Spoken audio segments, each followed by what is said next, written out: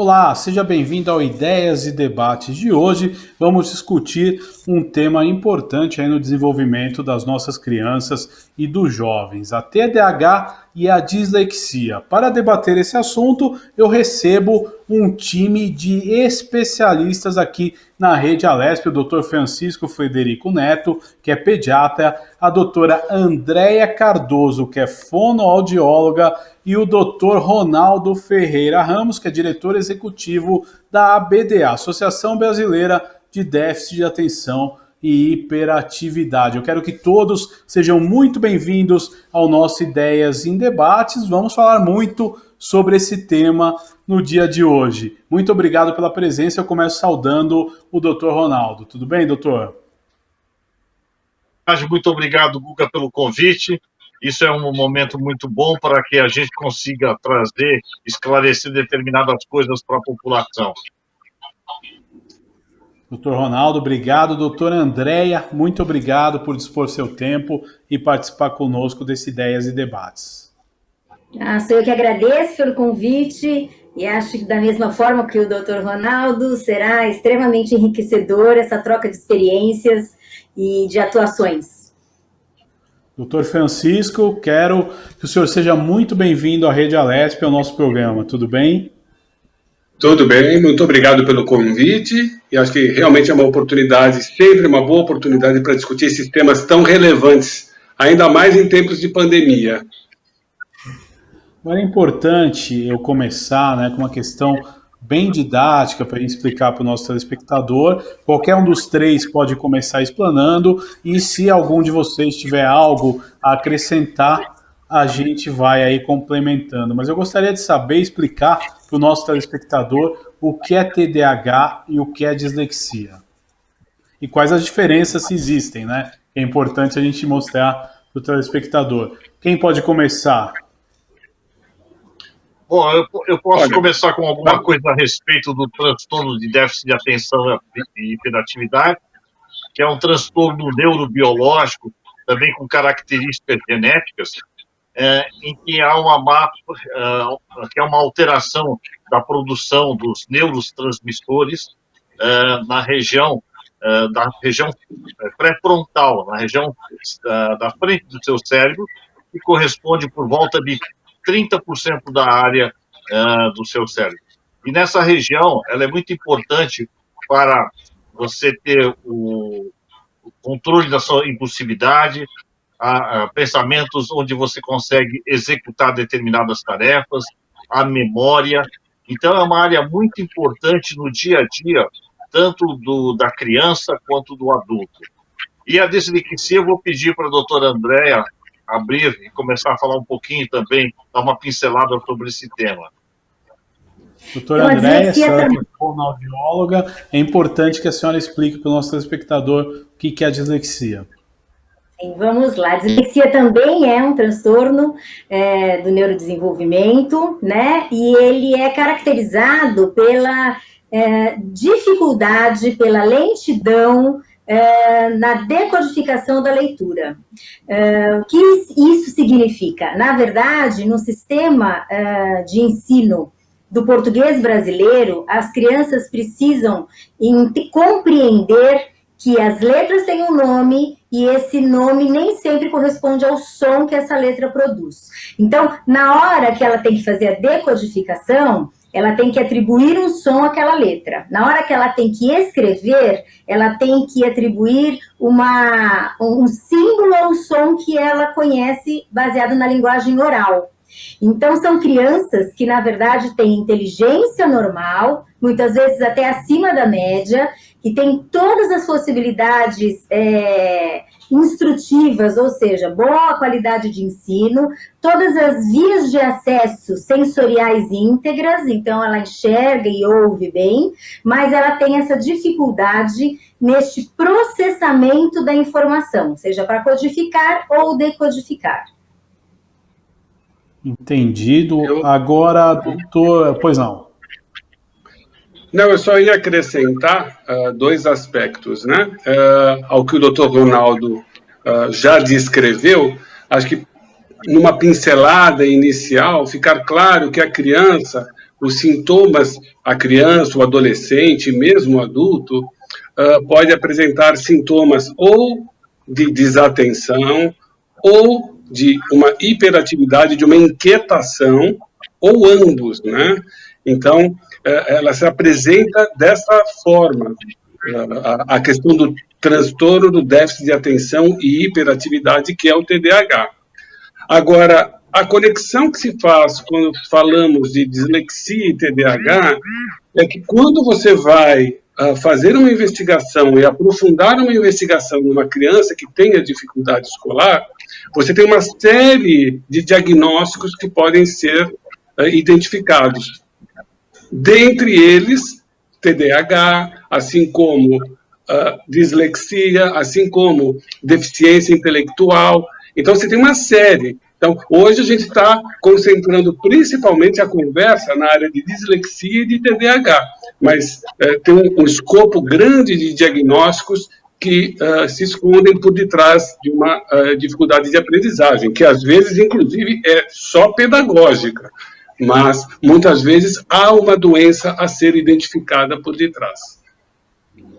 Agora, doutores, isso, por exemplo, né, é uma doença que cada vez mais com a modernidade ela vem sendo diagnosticada de forma precoce. Eu queria fazer um paralelo. Antigamente era mais difícil o diagnóstico dessas doenças, de repente se passava por cima disso e muitos adultos aí se tornaram adultos sem saber que teriam a doença ou não. E eu lhe pergunto, né, pergunto a vocês, a partir de agora, quando que é feito o diagnóstico? Quando eu devo procurar um pediatra, uma fono ou até um psicólogo? Eu vou pedir um pouquinho de cada um dos três, eu vou começar com o Dr. Francisco. Muito bem. Bom, a verdade é que em todas as faixas etárias você fica atento. Por exemplo, uma criança de 2, 3 anos de idade, os pais hoje em dia sabem muito bem disso, é o chamado terrible twos, né? Os 2 anos terríveis, ou a primeira adolescência, que as crianças são muito inquietas nessa fase, têm crises de birra, né? Negam qualquer coisa que você pede, elas dizem não. Então, tem um comportamento opositor natural da idade. Só que isso, às vezes, para algumas crianças, começa a persistir, se prolongar e vai adentrando 5, 6, 7 anos de idade, você começa a perceber que é algo que é um pouco mais característico dessa criança e vai chamando mais atenção, né? Porque se você for ler um manual de transtorno do déficit de atenção e hiperatividade, todos nós vamos identificar algo de déficit de atenção e algo de hiperatividade, quase todos nós, entendeu? A questão é o quanto isso traz prejuízo, seja para a criança, seja para o adolescente, seja para o adulto, tanto no campo social, das interações sociais, no caso da criança, no próprio aprendizado dela, quanto atrapalha, e nas relações familiares, né? Então, em qualquer etapa, mas via de regra, o diagnóstico começa a ser bem identificado a partir dos 6, 7 anos, mas hoje em dia a gente sabe que com 4, 5 anos de idade já se faz diagnóstico de TDAH. A doutora Andréa certamente discorrerá um pouco mais detalhadamente sobre o diagnóstico da dislexia, sobre quando estar fazendo o diagnóstico. Mas você já comentou o que é muito ruim é os anos passarem, o diagnóstico não ser realizado, a criança ter um sofrimento muito grande em todo o processo de socialização e de aprendizado, e a coisa lá na frente só estourar, às vezes só quando é adulto que se identifica. Agora é interessante, eu vou querer saber a opinião da doutora Andréa, mas eu quero ver o doutor Ronaldo agora. Tá, desculpa. Na realidade, esse diagnóstico era um diagnóstico que não se apresentava como é feito hoje. Mas os sinais evidentes de uma criança hiperativa, de uma criança desatenta, uma criança que tem dificuldades no desenvolvimento na área escolar, sempre existiu. E isso sempre trouxe problemas para a vida e prejuízos para a criança e para a própria família. O que acontece é que nos últimos tempos foi padronizado uma forma de observar esses comportamentos e a partir daí esse diagnóstico ficou mais visível. Hoje a gente consegue observar precocemente, como o doutor Francisco comentou, em crianças pequenas, características que podem trazer futuramente um adolescente hiperativo ou um adolescente desatento ou até da forma combinada. Então, são coisas que sempre existiram no passado. Esse diagnóstico é um diagnóstico que ele veio se aprimorando e no que a questão dos últimos 20 anos começou a se chegar uma padronização, um conhecimento mais adequado e também, naturalmente, o início de um tratamento que começou a trazer bons resultados para os portadores do déficit de atenção e hiperatividade. Como o doutor Francisco comentou, essas crianças que depois vão se tornar adolescentes e depois adultos, se eles não passarem por um crivo de um diagnóstico, isso vai acumulando prejuízos. Acumula prejuízos na autoestima da criança e também vai levar isso para a adolescência e também vai ocorrer prejuízos na área profissional, na área afetiva de um adulto.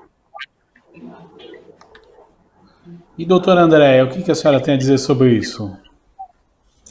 Acho que eu vou falar um pouquinho tanto sobre o TDAH quanto a dislexia, né?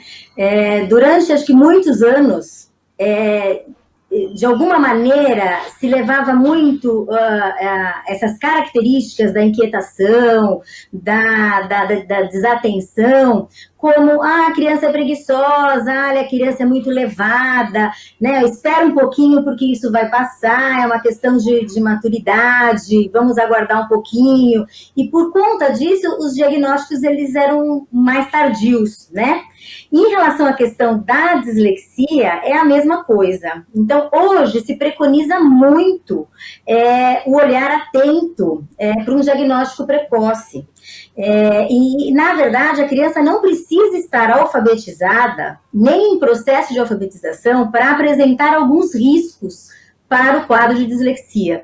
Então, na pré-escola, é realmente o lugar onde tanto os sinais do TDAH quanto da dislexia, eles vão ficando mais evidentes, porque hoje o ensino infantil, ele já tem uma abordagem muito diferenciada de 20 anos, por exemplo, onde a criança ia para o jardim da infância mais para brincar, socializar, aprender regras de convívio, né? Hoje não, hoje as crianças já estão indo para a escola, no ensino infantil, e já estão aprendendo realmente conteúdos, os numerais, as letras, músicas, recontar histórias, contar, formular, né, historinhas, então, as cores, formas geométricas. Então, crianças que já tenham um histórico de que demoraram um pouco mais para falar, quando começaram a falar, já falavam de forma bastante ininteligível, com muitas trocas de sons,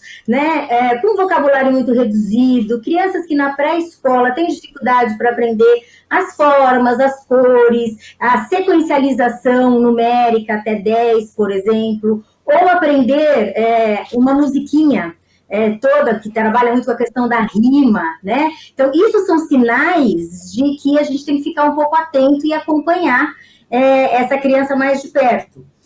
Consequentemente, as questões relacionadas à inquietação motora e à desatenção, e muitas vezes à impulsividade, também vai aparecendo nesse momento, porque a gente está exigindo da criança respostas de um neurodesenvolvimento que ela muitas vezes não tem como ainda nos fornecer. Então, ela acaba reagindo com mais impulsividade, ou ela fica mais agitada, porque ela está sempre atrás da informação que ela perdeu, que ela não conseguiu compreender.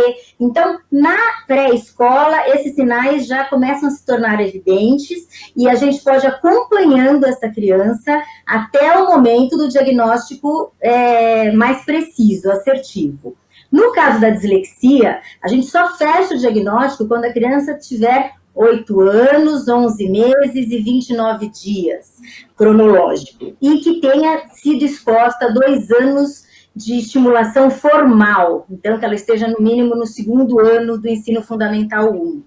Por quê? Porque a gente espera, né, existem marcos do desenvolvimento e a gente espera que nessa data cronológica e com todo o apoio que ela já teve do desenvolvimento linguístico, né, oral, ela estaria apta para estar alfabetizada, sem dificuldades, problemas de alfabetização. Então, a gente tem esse período da pré-escola até o final do 2º ano do ensino fundamental 1, né, um pouquinho antes de completar os 9 anos, para que a gente possa acompanhar. Num caso positivo desses sinais permanecerem, a gente já começa uma intervenção para minimizar as dificuldades específicas que essa criança pode apresentar. Então, quanto antes o diagnóstico for realizado, menos prejuízo essa criança vai ter. Né? E geralmente, como bem o doutor Ronaldo falou, né, o déficit de atenção, ele acomete muito essa região pré-frontal, que é a região, vamos dizer assim, responsável pela atenção, né? E a porta de entrada para qualquer aprendizado é a atenção.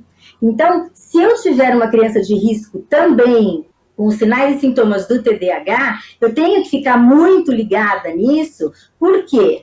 Porque se eu tratar esse TDAH, intervir, nem que não seja como o próprio doutor Francisco falou, né, o diagnóstico também por volta dos 7, 8 anos, mas existem também intervenções terapêuticas que podem ajudar essa criança a controlar o seu comportamento, a melhorar a sua atenção, né, porque assim, se eu tenho um aspecto atentivo mais desenvolvido, eu garanto um aprendizado melhor. Né? Então, na verdade, esses sinais, desde a pré-escola até por volta dos 7, 8 anos, eles nos ajudam muito nas intervenções e no diagnóstico assertivo de ambos os casos. Agora eu quero perguntar para vocês, né, uma questão aí que eu tenho certeza que gera dúvida em muitos pais, né? Geralmente, esses primeiros problemas, eles aparecem na escola. Quem que eu devo procurar? E aí eu vou lhe perguntar, por exemplo, procuro um psicólogo, procuro uma fonoaudióloga, procuro um pediatra. Como eu devo me direcionar para aí sim ter os tratamentos adequados para cada caso? Pode qualquer um dos três aí dar opinião e nos orientar. Eu poderia dar uma primeira opinião pelo fato da gente ter desenvolvido um trabalho com 7 escolas públicas na região da Bela Vista. A doutora André, estivemos juntos trabalhando com essas escolas e a gente pôde perceber muito de perto a necessidade das escolas, né? Mas o que a gente vê na prática, assim, é que ou pode ser encaminhado para o fonoaudiólogo, pode ser encaminhado para um pedagogo, para um psicopedagogo, para um neurologista. A porta de entrada, via de regra inicial, é pelo pediatra da criança, porque é com quem a família tem mais contato. E o pediatra, se ele tiver intimidade com a questão das dificuldades de aprendizagem e TDAH, ele poderá avançar até um determinado ponto da investigação diagnóstica. Ou não, ou se ele julgar necessário, encaminhar para um especialista. Mas o que a gente mais percebe, na realidade, são as crianças passando de uma maneira não organizada em diversos profissionais. Então, a mãe tenta um, tenta outro, deu certo, não foi, agora vamos no outro, o que o amiguinho fez, ou o que uma pessoa recomendou, e não tem uma forma estruturada de abordar a criança com aquela dificuldade que ela está apresentando, né? Então, a ideia é ter uma certa cronologia. Eu acho que se uma fono, começar pela fono e ela, de fato, estiver aberta, ela vai enxergar se há necessidade ou não de uma avaliação com o pediatra, com o neurologista, com o psicólogo, com o psicopedagogo, enfim. É um pouco por aí que acontece na realidade. Tá? Na minha observação, através da Associação Brasileira de Déficit de Atenção onde nós também recebemos uma população, no início dos nossos trabalhos, a gente começou a perceber que atraímos para identificar, explicar o funcionamento e as dificuldades que o TDAH podem trazer na fase adulta. Depois começou o inverso, na fase dos adolescentes. Começou a migrar mais pessoas preocupadas com o desenvolvimento de seus filhos e com os sinais, que daqui a pouco nós vamos falar quais poderiam ser esses sinais. E hoje a gente percebe que os pais estão começando a receber observações dos professores da desorganização dos seus filhos perante as dificuldades escolares. Então, a gente observa hoje, e isso é muito bom, que há uma preocupação da própria escola, dos próprios pais com crianças pequenas, de trazerem seus filhos para um diagnóstico, para uma orientação, para evitar que isso continue no desenvolvimento da sua vida e traga mais prejuízo. Quanto mais precocemente for possível cuidar do jovem, da criança, melhor serão os resultados em geral. Porque se você tiver uma pessoa com dificuldades escolares muito grandes, isso vai gerando uma autoestima menor, vai gerando uma desorganização da sua própria vida e vai abrindo para outros problemas que, de repente, a impulsividade, a inquietação acabam atraindo o jovem. A gente pode comentar um pouquinho mais adiante. Exatamente. Doutora Andréia, alguma coisa a acrescentar? Então, na nossa experiência, né, eu acho que hoje as escolas, as instituições escolares, elas estão mais envolvidas com essas questões, até porque hoje os temas eles são muito mais discutidos, né? E a escola ela tem uma grande preocupação em não deixar passar, né? Nós temos dois aspectos aí, né? Nós temos a escola pública, que apesar de também ter essa observação, eles têm pouco recurso para encaminhar essas crianças, mas as escolas privadas, ao contrário, elas encaminham até, às vezes, muito cedo, antes até da coisa tomar um corpo de risco, né? Mas o que a gente hoje nota é que quem trabalha com essas questões e que está muito relacionado com esses transtornos do neurodesenvolvimento, geralmente precisam trabalhar em parceria, precisam trabalhar em equipe, né? Então, no caso da criança, do pequeno, né, a porta de entrada, como o doutor Francisco falou, geralmente é pelo pediatra, que ajuda muito porque ele faz um rastreio, uma triagem muito detalhada do desenvolvimento da criança, ainda mais se essa criança estiver com ele desde bebê. Então, ele tem todos os marcos de desenvolvimento, se estão adequados ou não, se essa criança teve alguma dificuldade auditiva, visual, se em algum momento teve dificuldade motora, como é que foi o desenvolvimento linguístico, e dessa forma ele acaba conduzindo encaminhamentos mais precisos. E, ao mesmo tempo, poupa esses pais de um bombardeio de encaminhamentos, muitas vezes desnecessários, e que fadiga a família, é oneroso, né? Então, eu acho que isso é muito interessante, porque a gente vai conseguindo amarrar, né, todas as queixas, sejam elas escolares, dos familiares, as queixas sociais, enfim, o pediatra começa a encaminhar de uma forma mais precisa. E isso ajuda, facilita o diagnóstico, inclusive.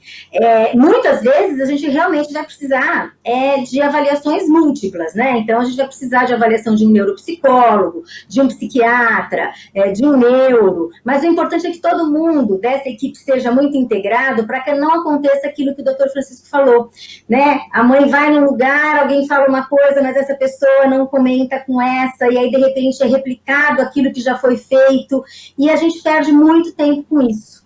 Então, essa nossa experiência tem dado muito certo, eu acho que os resultados são muito bons.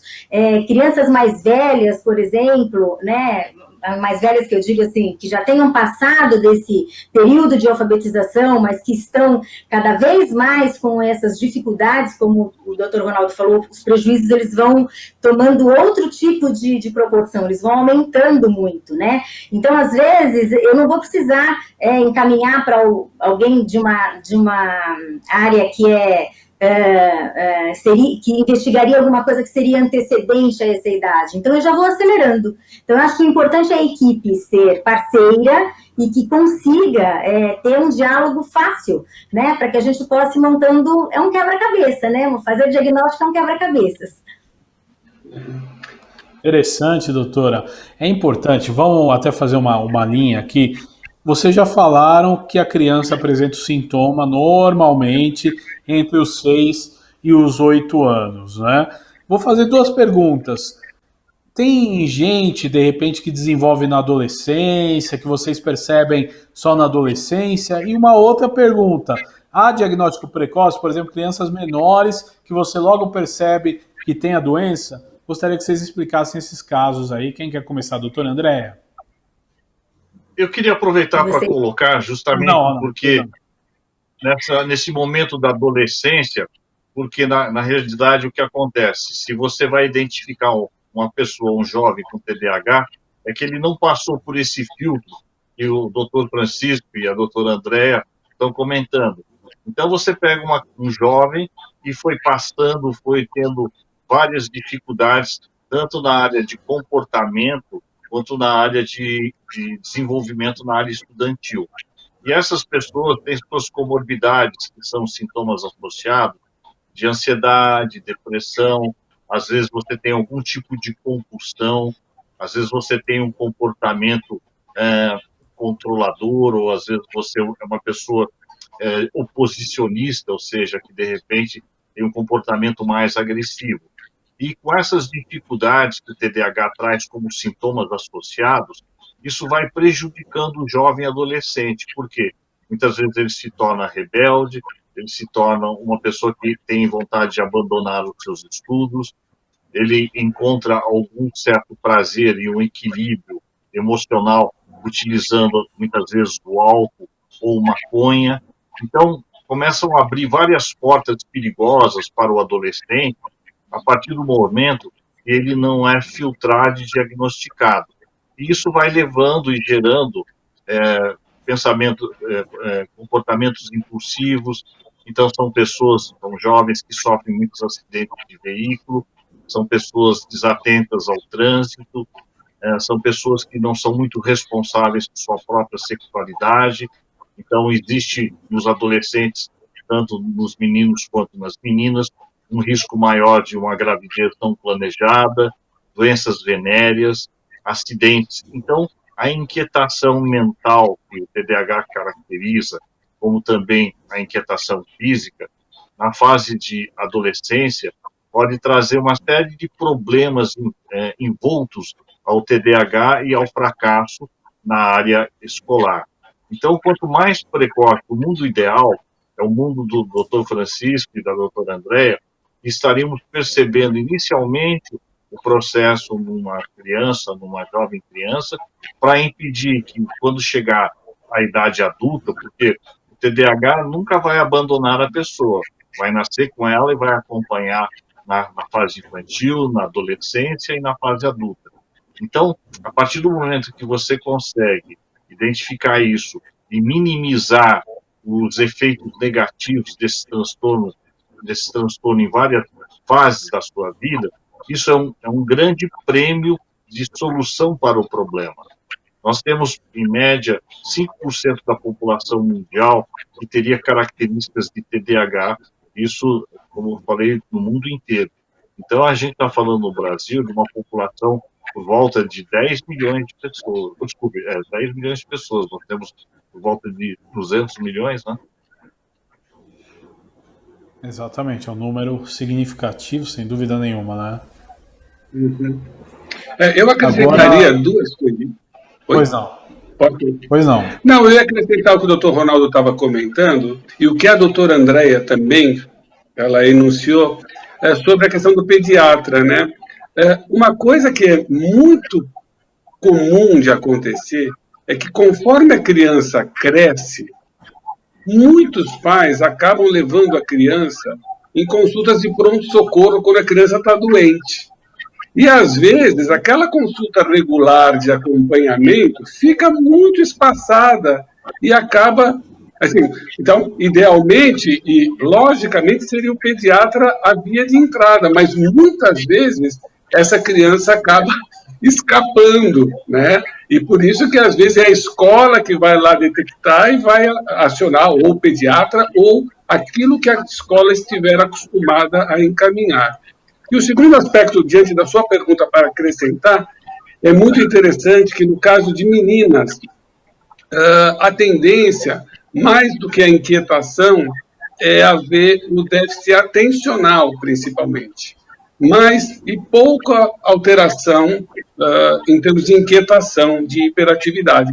Então, é aquela menina que os anos vão passando e não há nenhuma grande queixa, porque ela é boazinha, ela tem um bom comportamento, mas, no fundo, ela pode estar tendo prejuízos no aprendizado por causa da desatenção importante, porque ela teria o transtorno do déficit de atenção e hiperatividade no modelo mais desatentivo. Então, ela é uma candidata a passar mais desapercebido e é uma candidata a um diagnóstico mais tardio. Então, a gente precisa ter essa atenção nas meninas, especialmente, porque muitas vezes a característica exclusivamente é a desatenção. Agora, quando a gente fala de desatenção, quando a gente fala de desatenção, o que significa?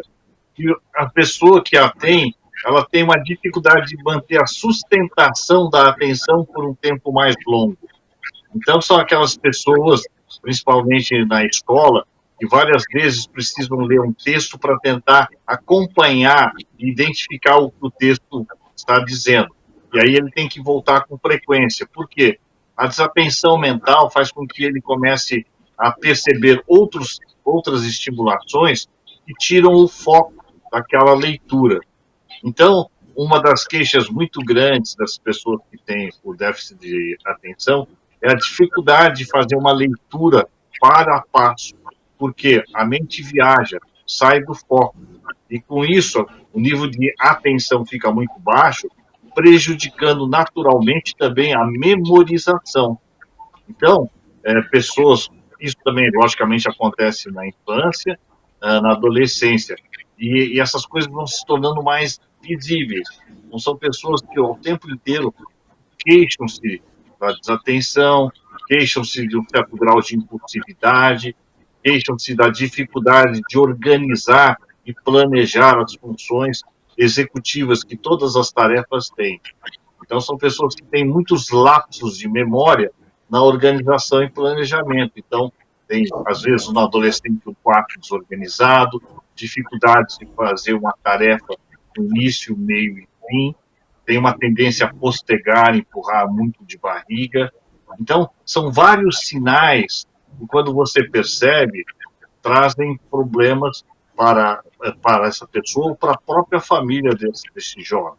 E isso, se não for tratado e cuidado, vai ser levado à idade adulta.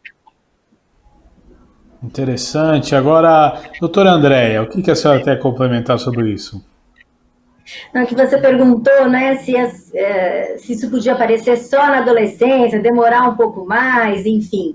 Na verdade, tanto o quadro de TDAH quanto de dislexia são transtornos neurobiológicos. A criança nasce com eles e, uma vez que ela tem esse diagnóstico, ela vai com o diagnóstico até o final da vida. O que é importante é que o que ela vai fazer com esse diagnóstico, que os pais vão fazer, que a escola vai fazer e os profissionais que estão envolvidos no caso desse indivíduo. Muito mais do que dar um rótulo, um nome, é a gente conseguir desenvolver estratégias criar atalhos para facilitar o aprendizado da criança, no caso da dislexia, e na questão do TDAH, algumas vezes um tratamento mais medicamentoso, outras vezes terapêutico, outras vezes é terapêutico e medicamentoso, mas o importante, e eu acho que o Dr. Ronaldo falou uma coisa muito interessante, é assim, existe uma comorbidade, né, uma concorrência bastante elevada de indivíduos com dislexia e TDAH. Não é via de regra, mas é muito comum quem tem dislexia ter alteração, ter o transtorno do déficit de atenção e hiperatividade predominantemente desatentivo. Por quê?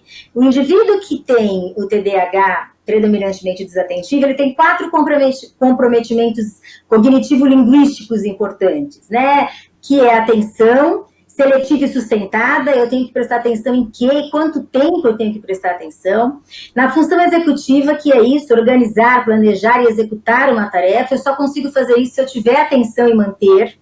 Na organização da memória operacional, é operar com aquilo que eu estou recebendo, com a informação que eu estou recebendo, ou seja, o processamento da informação.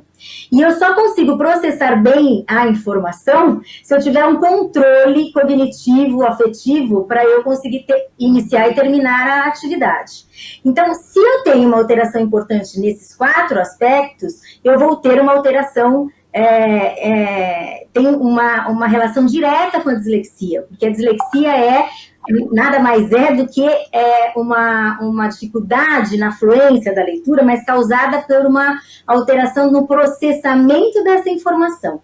Então, a gente precisa ficar muito atento, não é via de regra, mas é muito comum na dislexia. Não necessariamente quem tem TDAH tem dislexia, mas quase sempre quem tem dislexia tem o TDAH como comorbidade.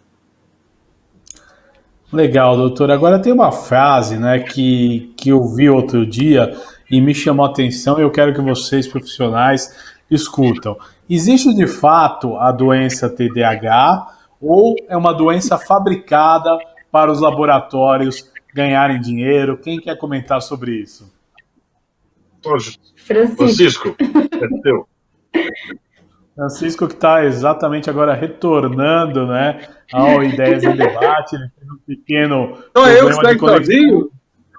E eu já chego com uma pergunta para você, viu, Francisco? Existe uma frase... que estavam falando até agora...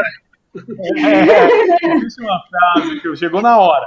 Existe uma frase que o pessoal fala por aí, eu não sei se é verdade, não sei se ela existe mesmo, mas o TDAH é uma doença fabricada para os laboratórios venderem mais medicamentos ou é de fato uma doença? Isso é a questão que eu te faço nesse momento. Perfeito. Não, na verdade, eu acho que isso é algo que tem caído por terra, né? Bom, tudo bem que temos os terraplanistas hoje em dia, né? Temos de tudo, mas a questão é o seguinte, né?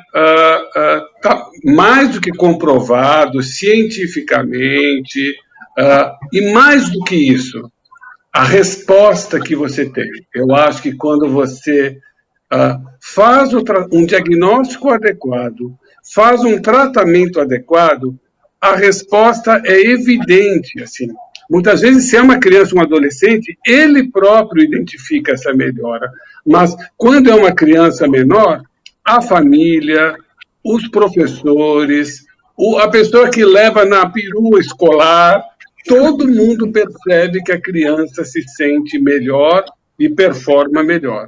Então, essa é uma discussão já mais antiga, mas como existe sempre, ainda mais em tempos de polarização, né, é capaz de voltar à voga esse tipo de questionamento.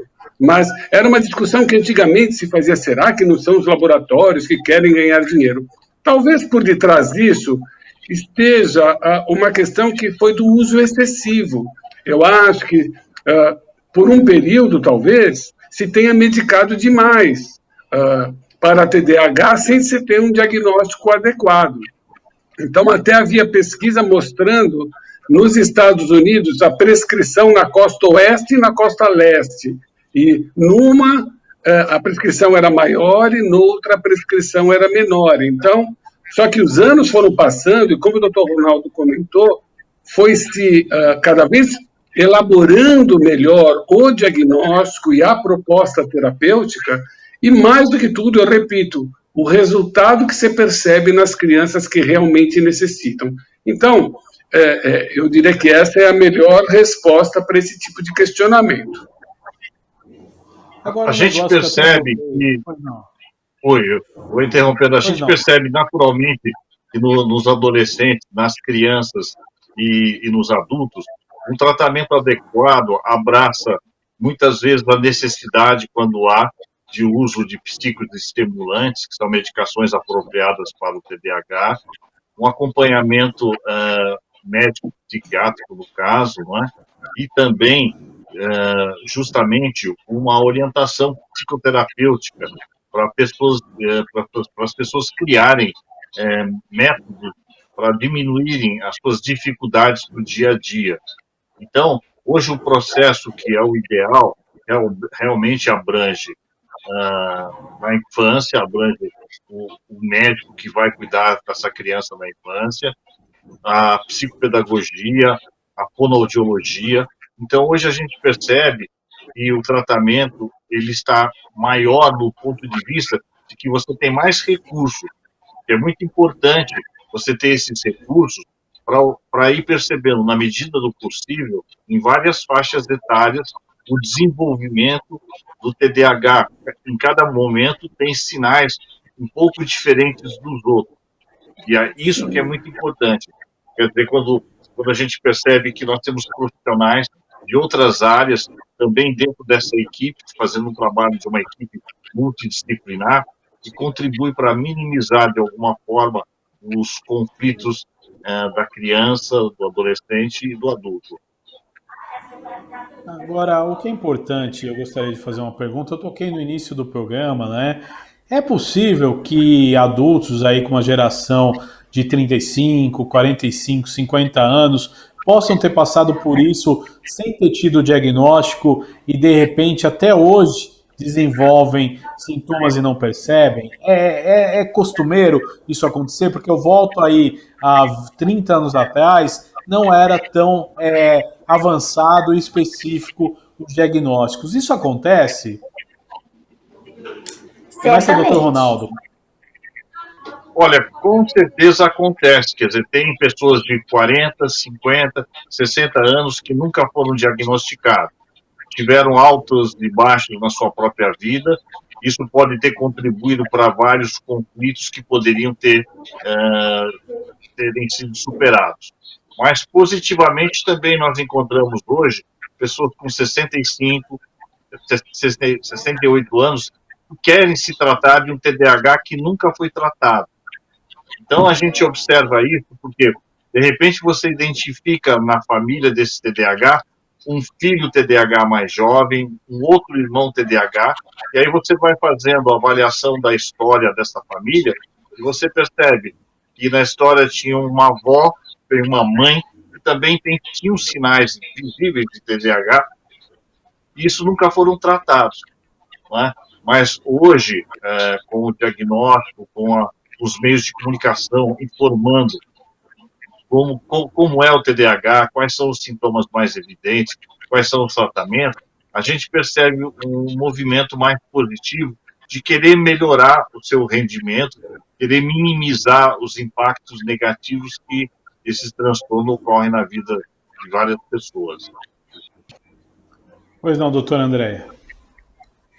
Não, eu ia falar exatamente isso. Certamente acontece e hoje é interessante como essas pessoas acabam vindo buscar uma solução para esse problema que ela enfrentou a vida toda. E aí é muito triste, na verdade, quando você faz a história dessa pessoa, o quanto ela passou, né, o quanto foi sofrido o período escolar, que não deveria ser, né, deveria ser uma trajetória, um percurso agradável, gostoso, porque, afinal de contas, aprender a ler e escrever tem uma função muito mais social do que acadêmica, propriamente dito, e essas pessoas passaram por momentos muito sofridos, porque enquanto os amigos faziam rapidamente as tarefas e estudavam para uma prova com facilidade, essas pessoas tinham que ter esforço, as pessoas ficavam frequentemente de recuperação, algumas dessas pessoas acabam evadindo, largando a escola, vão fazer um curso só profissionalizante e com um potencial muito alto. Então, essas pessoas acabam trazendo uma história de vida triste, sofrida, agora começam a se empoderar em relação à questão do conhecimento, né, desses transtornos.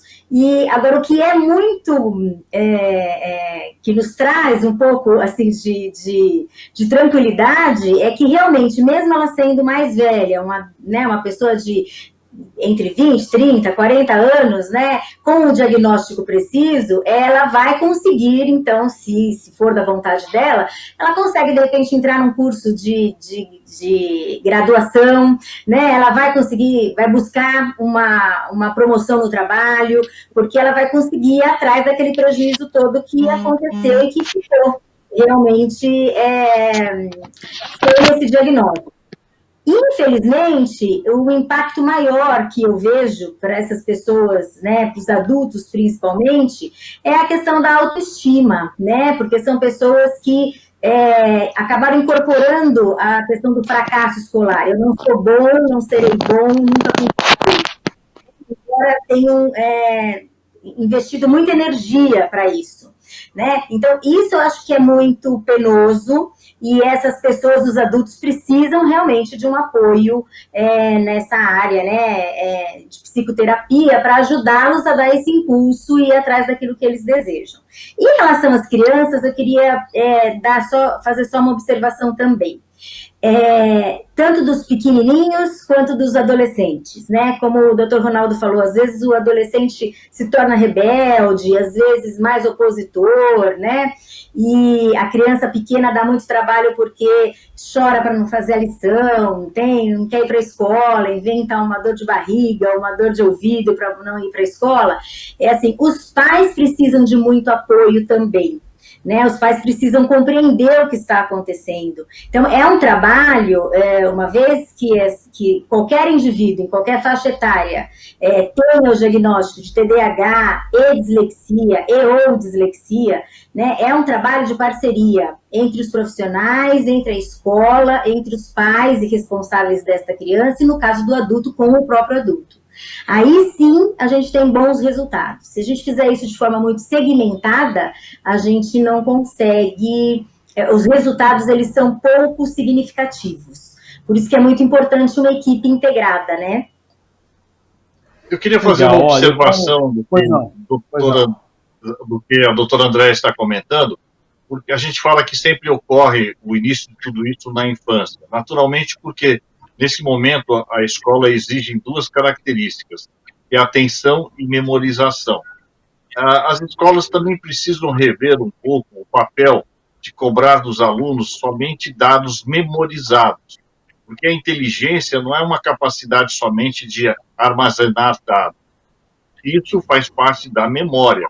O que é inteligência é você organizar pensamentos diferentes e chegar e costurar uma situação nova. A gente percebe no fracasso de adolescentes e adultos que a memória do TDAH é muito prejudicada no que se diz respeito à retenção. Como a gente sabe que é um transtorno do neurodesenvolvimento, nesse neurodesenvolvimento menor do que um cérebro de uma outra pessoa, isso prejudica.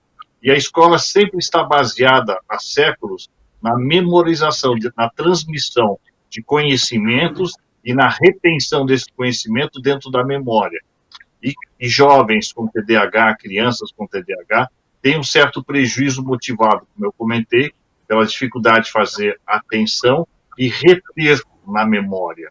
Então, a escola também precisa rever um pouco o seu papel.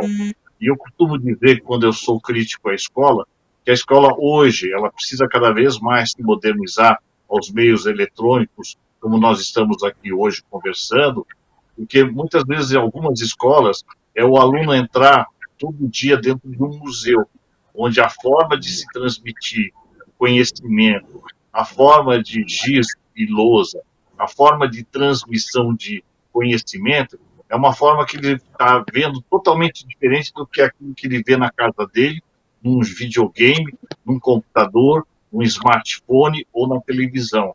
A escola ela precisa se reinventar também para que, não só para pessoas que têm TDAH, com certeza, ela tem que se reinventar no formato. Até mesmo a pandemia está nos servindo para demonstrar várias coisas que precisam ser aprimoradas. Meios de comunicação, meios de fazer palestras, meios de ter contato, meios de conhecer coisas. Não é? Então, a escola também tem que ver, tem que fazer a avaliação e perceber que ela também precisa cada vez mais se modernizar, porque está virando muitas vezes um instrumento de museu.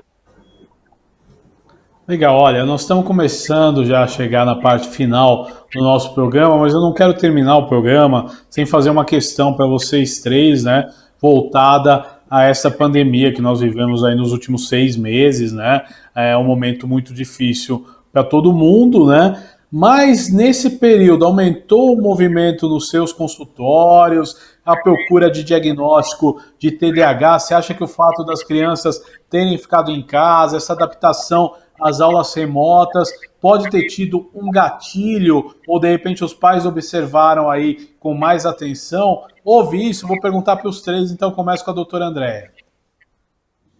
Então, na verdade, é muito relativo, mas o que está acontecendo é o seguinte: as crianças, por exemplo, que já eram pacientes e que já tinham algum contato, os pais começaram a relatar a seguinte questão: nós estamos sendo obrigados a nos tornarmos educadores, né? Porque tinham que acompanhar as aulas remotas, principalmente dessas crianças em fase de alfabetização.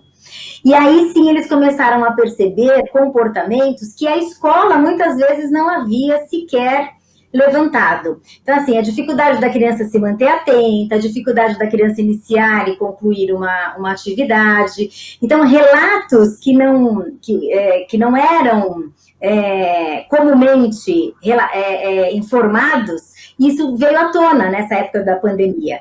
Então, isso foi muito, muito interessante. Agora, a questão da escola em si, isso é um dado importante, né?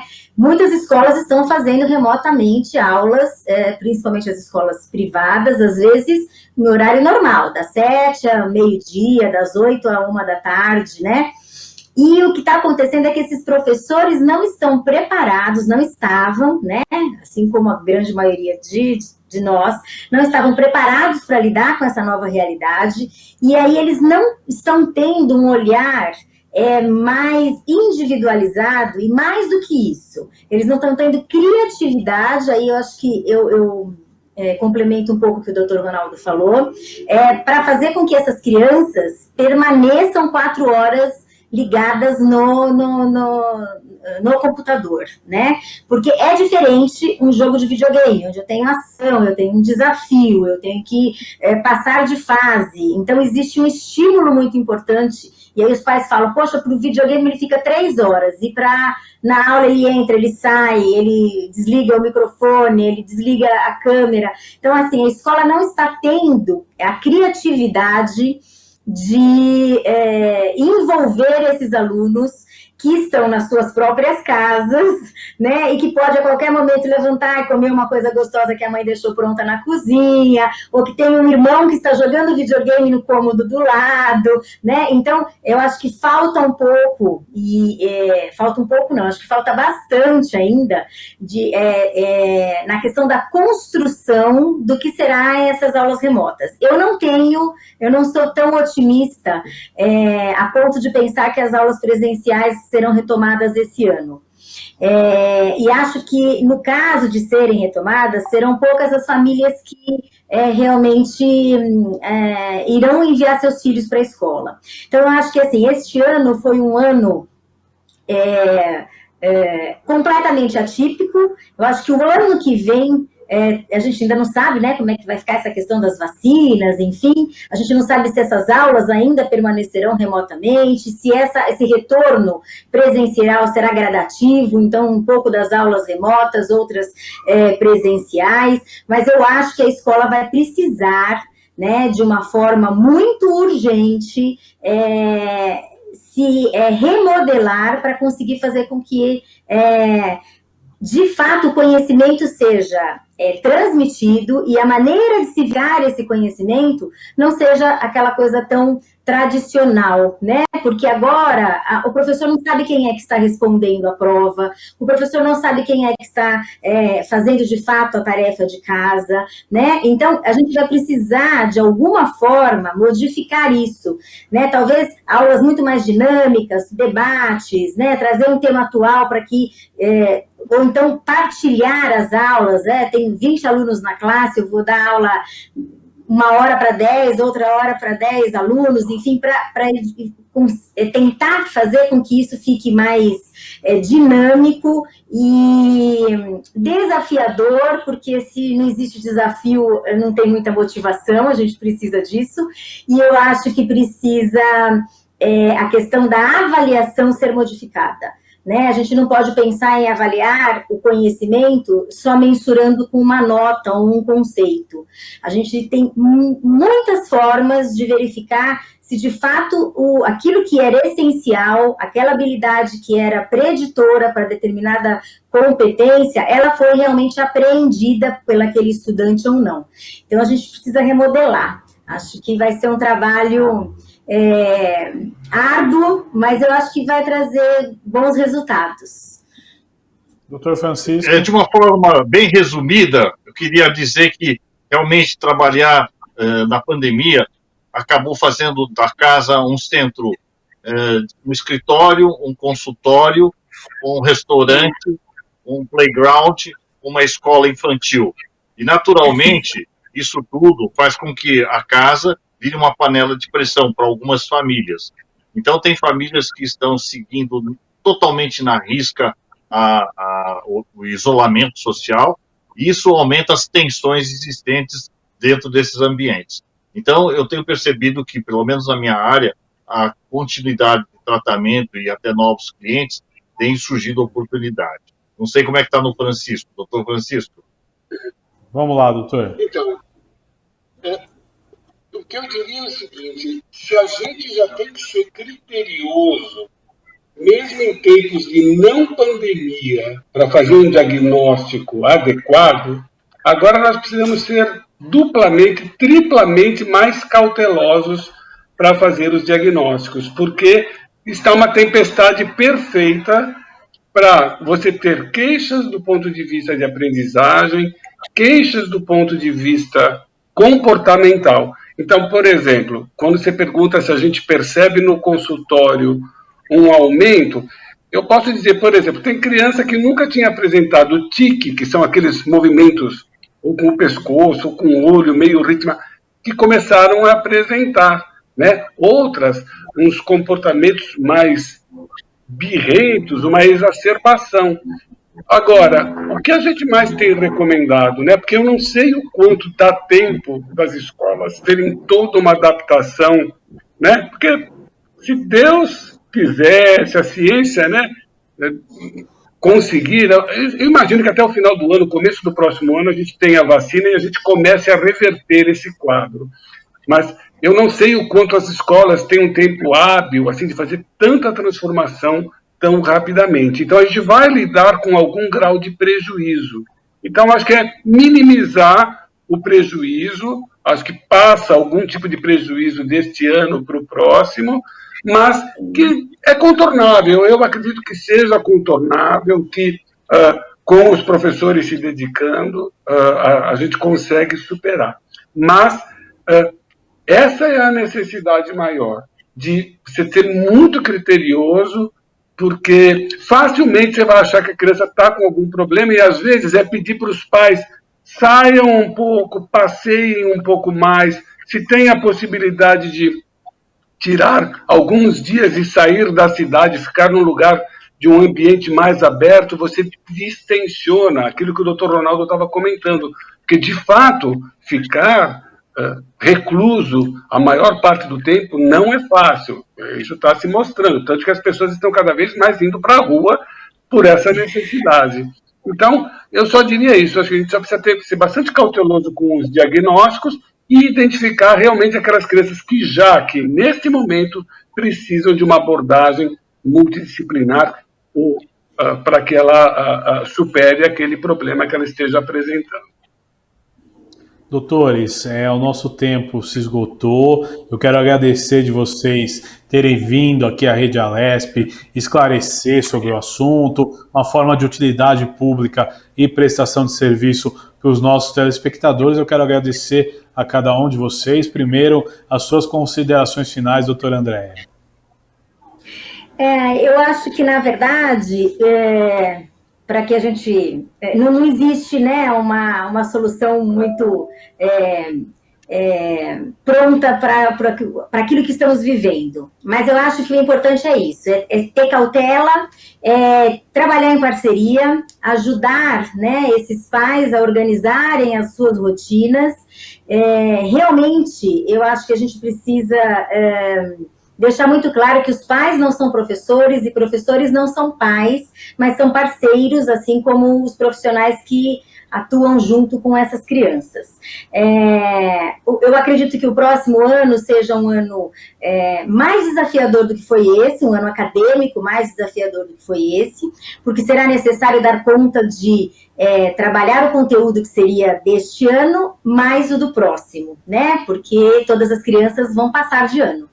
E eu acho que o desafio será no sentido de não vamos pensar na quantidade, mas na qualidade. Então, sempre naquilo. Qual a habilidade que é preditora, que não pode deixar passar, e sem bombardear essa criança. Eu venho visto algumas lives e reportagens dizendo, não, a criança vai ter aula de manhã e à tarde vai ter um reforço escolar por conta do que foi o ano passado.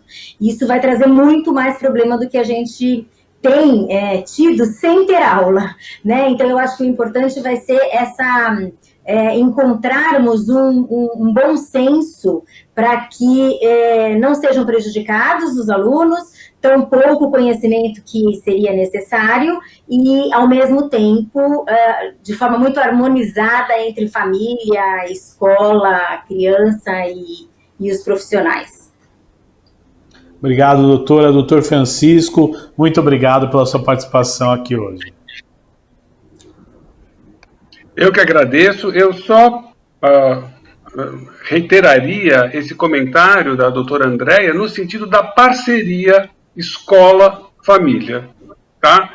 Eu acho que quando algum pai perceber uma dificuldade mais expressiva, seja do ponto de vista comportamental, seja do ponto de vista pedagógico, converse com a escola. A coordenadora pedagógica habitualmente está bastante preparada para ajudar a identificar se é relevante, se não é relevante, se é aceitável naquele momento, principalmente nesse momento de pandemia, se há uma flexibilidade, para não se preocuparem desnecessariamente e nem deixarem de buscar orientação, avaliação especializada nos casos que forem necessários. Então, essa parceria eu acho fundamental e não esquecer dos pais terem alguma válvula de escape junto com as crianças, seja dentro de casa, pula-pula, fazer brincadeiras, mas sair, dar um jeitinho de sair com todo o cuidado, usando máscara, álcool gel, mas saindo para não ficar o tempo todo a criança enclausurada. Dr. Ronaldo Ramos, eu gostaria de agradecer muito a sua presença. Eu quero as suas considerações finais.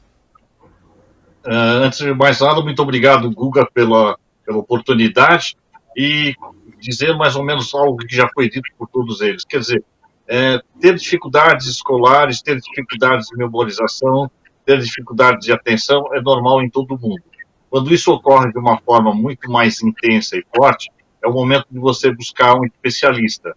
Esse especialista pode te ajudar muito a você a fazer um diagnóstico, uma orientação e minimizar qualquer tipo de prejuízo que você venha a ter no decorrer da sua vida. Ou seja, trabalhar com equipes multidisciplinares pode ser uma forma de você encurtar distâncias. E nessa época de pandemia, pessoas com TDAH, sem TDAH, tem que ter um pouco mais de paciência. Com certeza nós vamos sair disso e em breve todo mundo estará voltando a uma rotina que já deixou saudade, né? Mais uma vez, muito obrigado a você e aos nossos colegas que participaram aqui comigo. A Rede Alesp agradece a presença de todos. Este foi mais um Ideias e Debates. Hoje discutimos aí a TDAH e a dislexia em tempos de pandemia, esse mal que atinge muitas crianças no Brasil. Você pode ver todo o conteúdo da Rede Alesp no nosso canal do YouTube. Procura lá, Rede Alesp, segue e recebe aí a nossa programação, onde você pode ver todos os nossos programas. Até um próximo encontro. Tchau!